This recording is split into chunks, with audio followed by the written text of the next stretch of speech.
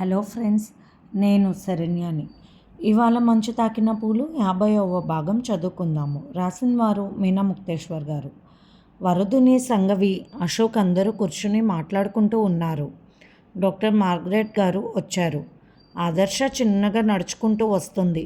చిక్కి శల్యమైనట్లు అయిపోయింది. ఇప్పుడు ఆదర్శ పరిస్థితి బాగుందా మేడం అని అడిగింది సంగవి. ఈ మధ్య ఎగ్జామ్స్లో పడి హాస్పిటల్కి రావడం కొంచెం తగ్గింది సంగవికి. ఆ అమ్మాయికి ఏమీ లేదు. ఆ అమ్మాయి వాళ్ళ కుటుంబ సభ్యులకి, అదే భర్తకు, అత్తగారికి అందరికీ భయపడిపోయింది అంతే. తర్వాత తెలివిగా నువ్వు ఆ అమ్మాయి వాళ్ళ ఇంటి అడ్రస్లన్నీ కనుక్కున్నావు కదూ. నేను నాకు తెలిసిన వాళ్ళ ద్వారా వీసాలన్నీ కూడా ఏర్పాట్లు చేయించాను. వాళ్ళ నాన్నగారికి, వాళ్ళ మావయ్యకు జరిగిన విషయాలన్నీ వారికి వివరించాను. అంతేకాదు ఆదర్శతో మాట్లాడించాను వారితో. వాళ్ళు వచ్చారు సంగవి అని చెప్పారు మార్గరెట్ గారు. ఆదర్శ సంగవి దగ్గరకు వచ్చింది. సంగవిని చూస్తూ, మీ మేలు జన్మలో మర్చిపోలేను.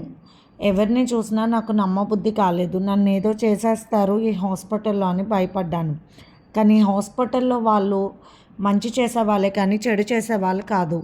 ఊరికే కరెంట్ షాకులు పెట్టరు. ఎవరైనా చెబితే చెడు చేసే మనస్తత్వాలు లేవు ఇక్కడ డాక్టర్స్ కానీ మీరు నాకు వివరించారు. అందుకే భయం లేకుండా నా గురించి మీకు అన్నీ చెప్పాను. మీరు డాక్టర్ గారికి చెప్పడం వల్ల ఆమె సహాయంతో ఇప్పుడు మా నాన్నగారు, బాబాయ్ వచ్చారంటూ ఆనందంగా చూసింది ఆదర్శ. నేను వెళ్ళే ముందు మిమ్మల్ని చూడాలి అనుకున్నాను మేడం. మిమ్మల్ని చూశాను. ఇండియాలో మిమ్మల్ని తప్పకుండా కలుస్తాను. మేము ఇప్పుడు ఉంటుంది మైసూర్లోనే అని చెప్పింది ఆదర్శ. సంతోషంగా నవ్వింది సంగవి. తప్పకుండా నేను మిమ్మల్ని కలుస్తానంటూ ఫోన్ నెంబర్లు, అడ్రస్లు అన్నీ తీసుకుంది సంగవి. కళ్ళనీళ్ళు పెట్టుకున్న ఆదర్శ సంగవిని కౌగిలించుకుని, తప్పుగా బిహేవ్ చేస్తే క్షమించండి అంటూ ఉంటే, లేదమ్మా నువ్వు నాకు తోబుట్టు లాంటి దానివి. పేషెంట్స్ కేటగిరీలో వారికి స్పెషల్ టికెట్లు ఏర్పాట్లు చేయించారు మార్గరెట్ గారు. ఎయిర్పోర్ట్లో ఉన్న తన అన్న కొడుకుతో, వాళ్ళ నాన్నగారితో, మావయ్యతో కలిసి వెళ్ళిపోయింది ఆదర్శ ఇండియా. వాళ్ళ సంతకాలు పెట్టివ్వడంతో ఆదర్శ వాళ్ళ భర్తను, అత్తగారిని కూడా వెంటనే ఇండియా బయలుదేరాలని, వారిని కూడా వెంటనే ఇండియా పంపించారు. ఆదర్శ ఇచ్చిన రిపోర్ట్ వారి మావయ్య, నాన్నగారు పెట్టిన సంతకాల వల్ల ఇండియాలో మినిమం 12 ఏళ్ల జైలు శిక్ష తప్పదు తల్లి కడుకులకి అని చెప్పుకున్నారు అందరూ. సంగవికి ఎంతో ఆనందం కలిగింది. ఒక పంజరంలోని పక్షి హాయిగా రెక్కలు విప్పుకొని కావలసిన ప్రదేశానికి ఎగిరి వెళ్ళిపోయింది. అంతే చాలు అనుకుంది. రోజు రోజుకి సంగవిలో ధైర్యం, తగువ అన్నీ పెరుగుతూ ఉన్నాయి. అలానే వైద్య విధానంలో కూడా ఎన్నో మెలకువలు నేర్చుకుంది సంగవి. ఇప్పుడు సీనియర్ డాక్టర్లతో సమానంగా పేరు తెచ్చుకునేలా తయారైంది సంగవి. రోజులు ఆనందంగా గడిచిపోతూ ఉన్నాయి. జేమ్స్ ఆరోగ్య విషయంలో చాలా మార్పులు వచ్చాయి. ప్రస్తుతానికి జేమ్స్ ప్రతి విషయాన్ని జాగ్రత్తగా వినడం, జరిగిపోయిన గతాన్ని గుర్తు చేసుకున్నా కూడా అతనిలో ఆరోగ్యంలో మార్పులు లేకపోవడంతో మార్గరెట్ గారు చాలా ఆనందపడ్డారు. సంగవి, నీ ఓర్పు, నేర్పు చాలా గొప్పవి. ఎన్నోసార్లు రాత్రులు కూడా నువ్వు వెళ్ళి జేమ్స్కి కేవలం నీ ధైర్యం అన్న మాటలతో ధైర్యం చేశావు, ఎక్కువగా వైద్యం చేశావు. అంతేకాదు పేషెంట్ల పట్ల ప్రేమ చూపించి మంచి మార్గంలోకి నడిపించావు. షాక్ ట్రీట్మెంట్లు ఇవ్వాల్సిన అవసరం కూడా తగ్గించేశావు. రియల్లీ గ్రేట్ అంటూ మెచ్చుకున్నారు. సబ్జెక్టులో కూడా మంచి ర్యాంక్ సాధించింది సంగవి. ఇక 3 నెలలు ఉంటే సంగవి ఇండియా వెళ్ళిపోతుంది. ఆ రోజు సబితా గారు సంగవితో చెప్పింది, మేము ఊరు వెళ్ళిపోతున్నాం. ప్రస్తుతానికి జేమ్స్కి ఏ బాధ లేదు. ఇక్కడున్న ఫార్మాలిటీస్ అన్నీ పూర్తి చేసుకుని వెళ్తున్నాం. ఏదైనా తేడా ఉంటే అక్కడ హాస్పిటల్లో చూపించమన్నారు బెంగళూరులో అని చెప్పారు సబిత. అది మా హాస్పిటల్, డాక్టర్ మానసాదేవి గారి హాస్పిటల్. అక్కడే నేను డాక్టర్గా వర్క్ చేస్తాను అని నవ్వుతూ చెప్పింది సంగవి. తప్పకుండా నిన్న ఒకసారి కలుస్తాం ఇండియా వచ్చాక అంటూ నవ్వుతూ చెప్పింది సబిత.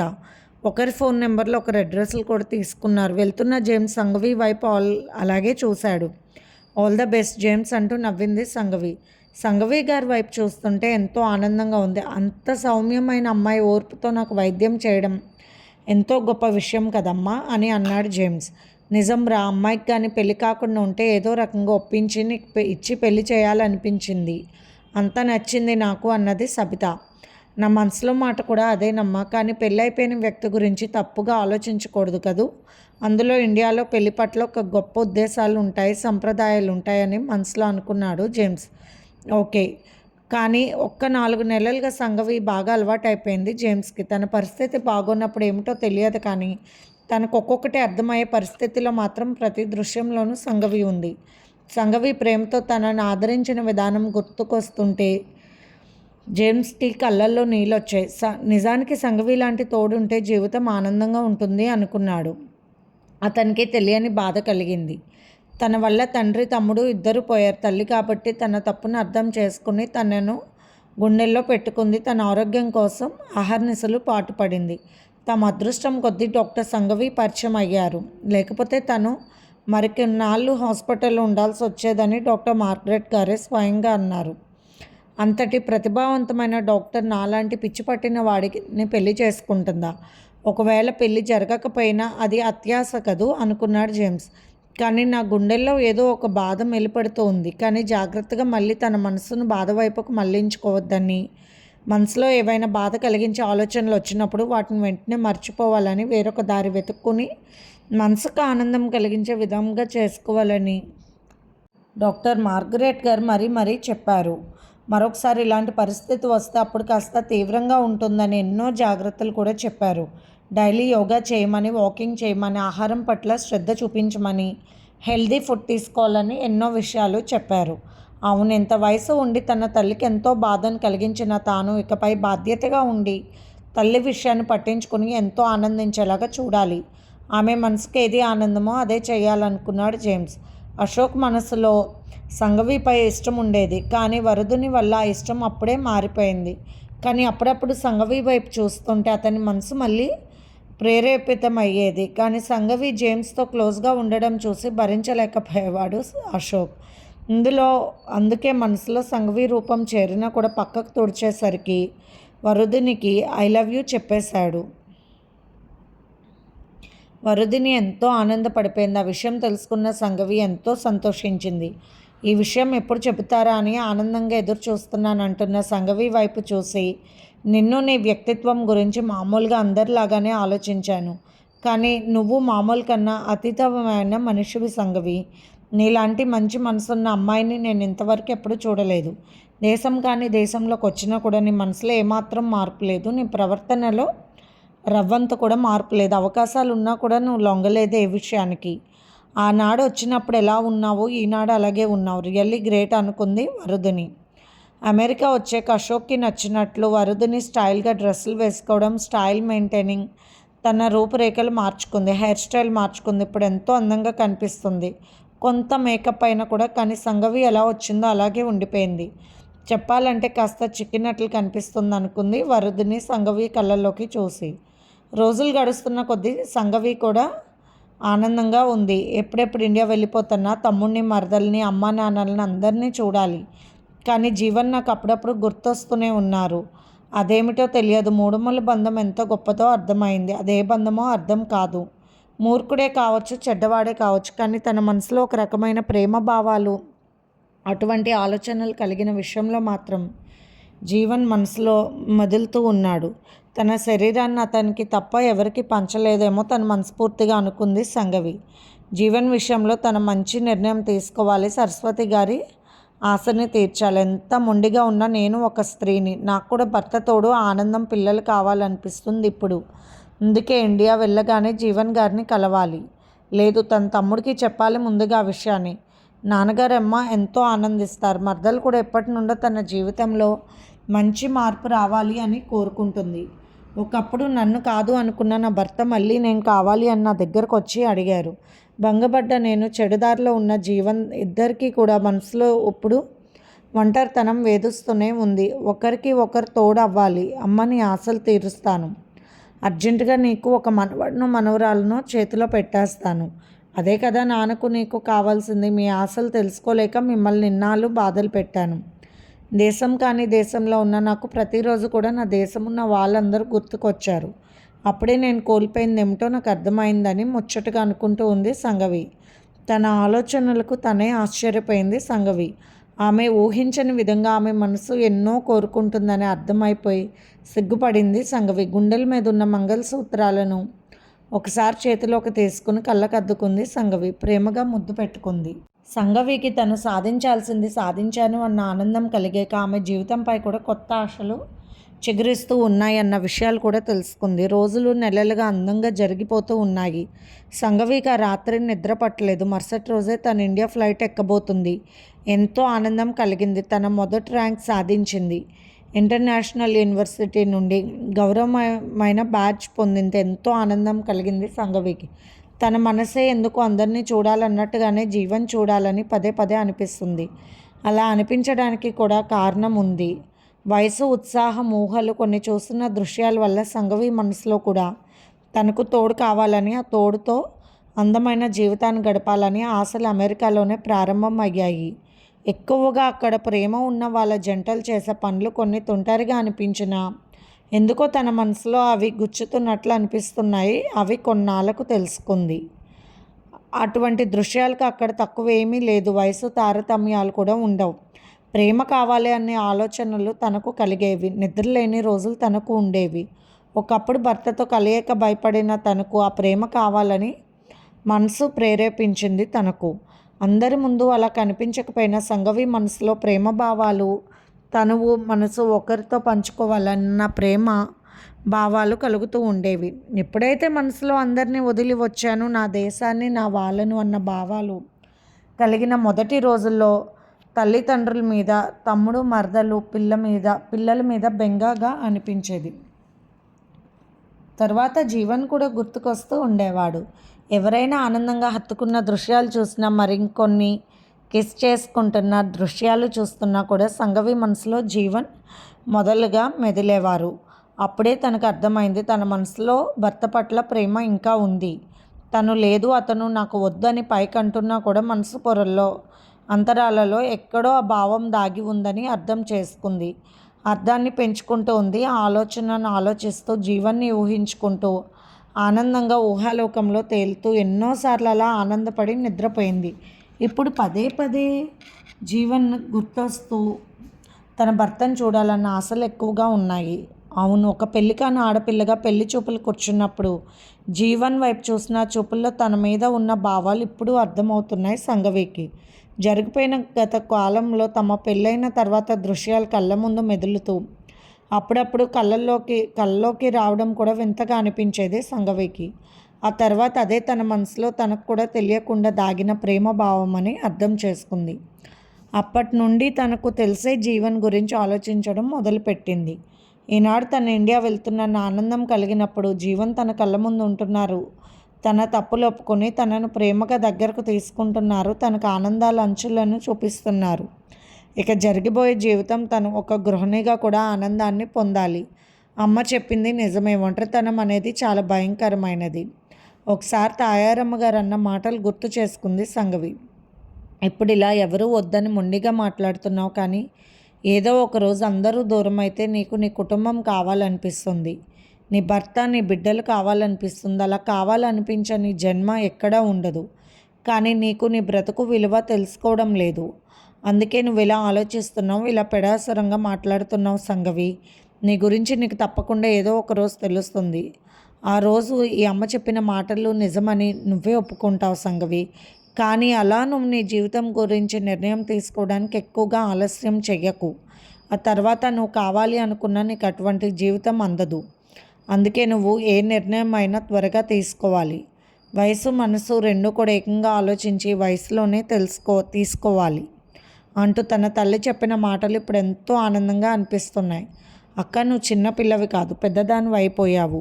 అందుకే నువ్వు తీసుకునే నిర్ణయాలు నీకే వదిలేశానంటూ ఒకసారి తమ్ముడు అన్న మాటలు గుర్తుకొచ్చి నవ్వుకుంది సంఘవి. నిజం తమ్ముడు, ఈనాడు నా జీవితం గురించి నిర్ణయం నేనే తీసుకుంటాను. నా నిర్ణయానికి మీరంతా కూడా హర్షిస్తారని తెలుసు. నా కోసం మీరు ఎంతగా ఎదురు చూస్తున్నారన్న కూడా తెలుసు. ఫోన్లో మీరు మాట్లాడుతున్న మాటల్లో మీరు నా కోసం ఎంతగా ఎదురు చూస్తున్నారో అర్థమవుతుంది. అంశు మళ్ళీ గర్భవతి అయింది అని చెప్పినప్పుడు ఎంతో ఆనందం కలిగింది. బహుశా తను వెళ్ళేసరికి బిడ్డ పుట్టే ఉండవచ్చు. ఏమిటో ఆలోచనలు.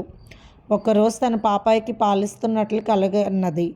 తన కలలు నిజం కావాలి. మాతృత్వం కోసం కూడా ఎంతో తప్పించిపోయాను, కానీ వృధాగా ఆలస్యం చేసుకున్నాను. నాకు మాత్రం కావాలి, నాకు ఒక బిడ్డ కావాలి. నా గుండెలపై ఎంతో భరోసాగా నేనే తన తల్లిని అంటూ నిద్రపోవాలి అనుకుంటూ ఆలోచనలు కలిగినప్పుడు షాపింగ్కి వరుదినితో వెళ్ళినప్పుడు ఒక అందమైన బొమ్మ కొన్నది. అది ఎంతో ముద్దుగా ఉన్న బాబు బొమ్మ. ఆ బొమ్మను తన గుండెల మీద పెట్టుకుంది సంగవి. దాన్ని రిమోట్ నొక్కేసరికి ఆ బొమ్మ తన చెంగు తీస్తూ తన వైపు చూస్తూ అమ్మ అంటూ ఉన్నాడు. మామ్ అంటున్నాడు. అన్ని భాషల్లోనూ పిలుస్తుంది. మరి ఎవరు కొన్నా కూడా అది ఉపయోగపడాలి అని దాన్ని అంతా టెక్నాలజీతో చేశారని నవ్వుకుంది సంగవి. కానీ ఆ బొమ్మ తన పైట చెంగు తీస్తుంటే తన పాలిండ్లు తల్లి హృదయంతో పొంగిపోతున్నాయి. స్త్రీగా భర్తతో అనుభవం తనకు కొత్త కాదు. కానీ అవేమీ కూడా తనకేదోలా అనిపించిందో ఒకప్పుడు. ఇప్పుడు ఆ అనుభవం అని మనసులో అనుకుంటే ఒళ్ళంతా ఒకలాగా అయిపోతుంది. జీవన్ ఆలోచనలు కలిగినప్పుడే తన ఒంట్లో పులకరింతలు కలుగుతున్నాయన్న విషయాన్ని కూడా గమనించుకుంది. తనకే పరవశం కలుగుతుంది. నిజానికి తన మీద ఎందరో ఆశపడ్డారు. కానీ తను ఎవ్వరి విషయాలను పట్టించుకోలేకపోయింది. తన మనసులో ఏకభర్త వ్రతం స్థిరమైపోయినట్లుంది. అందుకే తన ఊహలలో తనకు ప్రేమగా పులకరింతలు కలిగిన మరుక్షణంలో తన భర్త ఆలోచనలు తప్పితే మరొక రకంగా తన శరీరంలో కదలికలు లేవు అన్న సంగతి గమనించుకుని ఆనందపడింది. ఇలా ఎంతమందికి ఉంటుందో అని ఆశ్చర్యపోయింది. తప్పులు అందరూ చేస్తారు సంగవి. వాటిని తెలుసుకుని నన్ను క్షమించమని దగ్గరకు వచ్చిన భర్తను నువ్వు క్షమించకపోవడం చాలా తప్పని తన అంతరాత్మ తనతో దెబ్బలాడింది. అవును, అమెరికా రావాలనుకున్నప్పుడు తన భర్త తనను డ్రాప్ చేయడానికి కారులో వచ్చినప్పుడు ఆయన తనతో మాట్లాడిన మాటలన్నీ తన మనసులో అలా కొలువై ఉండిపోయాయి. నాకు మీతో ఏ సంబంధం వద్దు అని చెప్పింది అప్పుడు. తనకు చదువు మీద అంత శ్రద్ధ. ఆ శ్రద్ధతో అలా చెప్పింది. కానీ ఆ తర్వాత అమెరికా వచ్చిన తర్వాత ఆ మాటను చెప్పడం ఎంత బుద్ధి తక్కువో, మీరు పెళ్లి చేసుకోవచ్చని సంతకాలు పెట్టడం ఎంత తప్పు అని అర్థం చేసుకుని భర్తతో మాట్లాడాలని అనిపించింది. కానీ అతను పాత ఫోన్ నెంబర్ స్విచ్ ఆఫ్ అని వచ్చింది. ఆ తర్వాత జీవన్ గారి నెంబర్ తమ్ముడిని అడిగి తెలుసుకోవాలన్న తనకు సిగ్గేసింది. ఒక రకంగా తన ఫోన్ మారింది. అందుకే అన్ని నెంబర్లు కూడా పోయాయి. ఇవన్నీ ఎందుకు ఇన్నాళ్ళు గడిపేశాను, ఇంక వెళ్ళిపోతున్నాను ఇండియా 2 రోజులు. అప్పుడు నా ఆనందం అంతా ఇంత కాదు. నా కోసం ఇప్పటికైనా వస్తారేమో జీవన్ తన కుటుంబంతో అని ఆనందంగా అనుకుంది.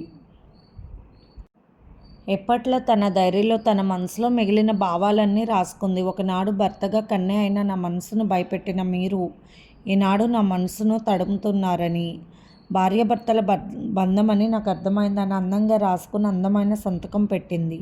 సంగవి జీవన్ అని మొట్టమొదటిసారిగా సంగవి.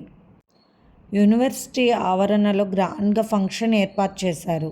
సంగవి వాళ్ళు నైట్ ఫ్లైట్కి వెళ్ళిపోతున్నారని ఒకరోజు ముందుగా ఫంక్షన్ ఏర్పాటు చేశారు సంగవి వాళ్ళ క్లాస్మేట్స్. ఆ ఫంక్షన్కి డాక్టర్స్ అందరూ హాజరయ్యారు. అందరికీ బహుమతి ప్రదానం చేస్తూ ఉన్నారు. ప్రతి ఒక్కరూ సంతోషంగా ఆనందిస్తూ ఉన్నారు. హాస్పిటల్లో వర్క్ చేసిన కొందరికి వారికి శాలరీ రూపంగా కూడా డాక్టర్స్ ఇవ్వడం జరిగింది.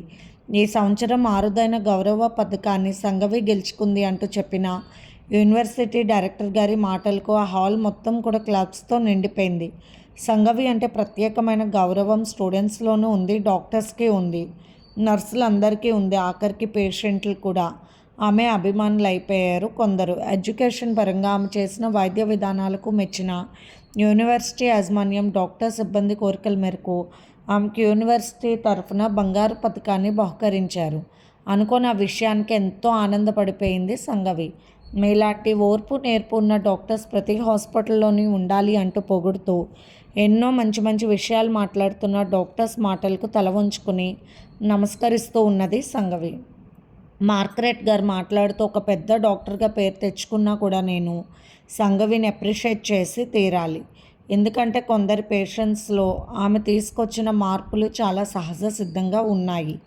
అంటే మెడిసిన్స్ ఎక్కువ లేకుండా కరెంట్ ట్రీట్మెంట్ ద్వారా కాకుండా తాను చాలా కొత్తగా బాధ్యతగా ప్రేమగా వారికి ధైర్యం చెబుతూ ముందు వారిలోనూ భయాలను తెలుసుకుంటూ తర్వాత వారికి చెప్పవలసిన మాటలు చెబుతూ గైడెన్స్ చేసిన విధానం చాలా బాగుంది.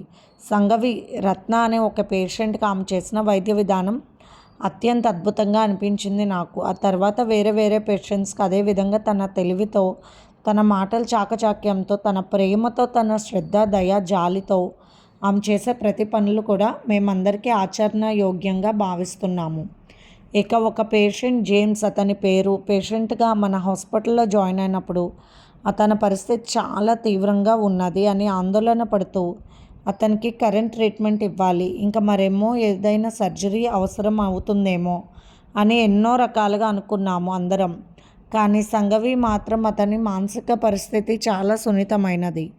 అతని జీవితంలో జరిగిన విషయాల పట్ల ఆయన తీవ్రంగా బాధపడ్డారని, ముందుగా అతను చేసిన తప్పు అంత పెద్దది కాదని, అది అతని వల్ల జరిగింది కాదని, భగవంతుడు ఆజ్ఞ లేనిదే ఏది ఏది జరగదని ఆ విధంగా అతని గైడెన్స్ చేస్తూ అతనిలోని లోపాలు, భయాలు, బాధలన్నీ తెలుసుకుంటూ ఒక్కొక్కటిగా పేషెంట్ అనుమానాలను తీరుస్తూ ఆమె చేసిన వైద్య విధానం చాలా గొప్పగా అనిపించింది నాకు.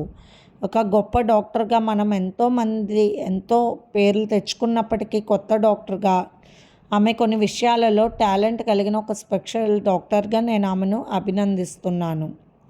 ఎంతోమంది స్టూడెంట్స్ మన దగ్గరకు వస్తూ ఉంటారు, వెళ్తూ ఉంటారు. కానీ వారిలో కొందరే మనం చెప్పిన విద్యను నేర్చుకుంటూ ఉంటారు.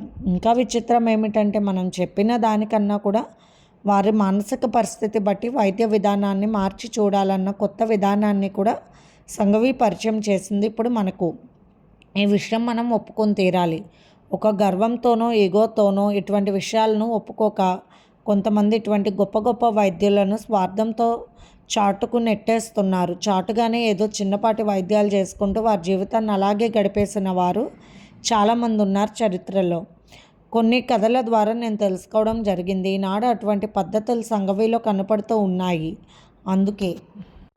అందుకే ఆమెకు మంచి భవిష్యత్తు ఉండాలని, ఎటువంటి పెద్ద హాస్పిటల్లో అయినా ఆమెకు మంచి అవకాశం రావాలని, అందుకు తగ్గ ఏర్పాట్లన్నీ కూడా ఉండేలాగా తగిన ఏర్పాట్లు నేను మన ప్రముఖ సిబ్బంది ద్వారా చేస్తున్నానని చెబుతున్నాను. తను ఏ హాస్పిటల్లో కోరుకుంటే ఆ హాస్పిటల్లో తను జాబ్ చేసే అవకాశం ఉంది. తను ప్రత్యేకంగా కూడా హాస్పిటల్లో పెట్టుకున్నా కూడా అందుకు తగ్గ సహాయం కూడా నేను అందిస్తున్నాను అని మాటిస్తున్నాను.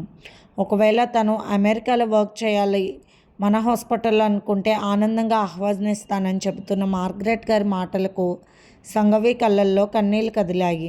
తనకు అనిపించిన విషయాలే చెప్పింది. గొప్ప కోసమో మరి దేనికోసమో తాపత్రయపడలేదు తను తెలుసుకున్న వైద్య వృత్తిని మానసాదేవి గారి ద్వారా తను నేర్చుకున్న విషయాలను తను చేసి చూపించింది, అంతే.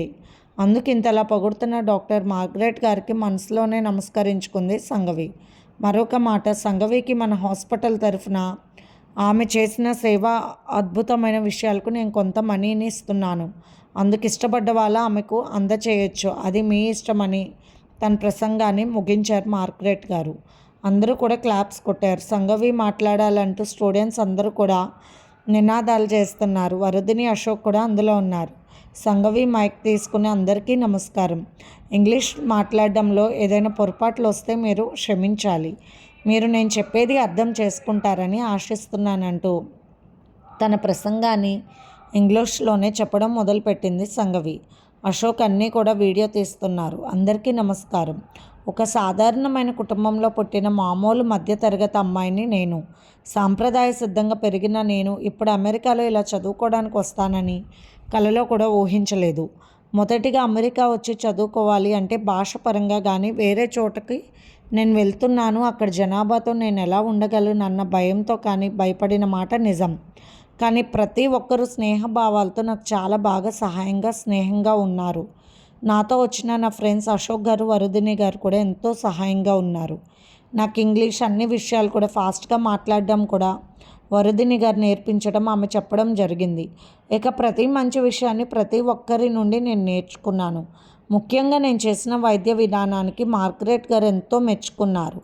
ఆమెకు అభినందనలు.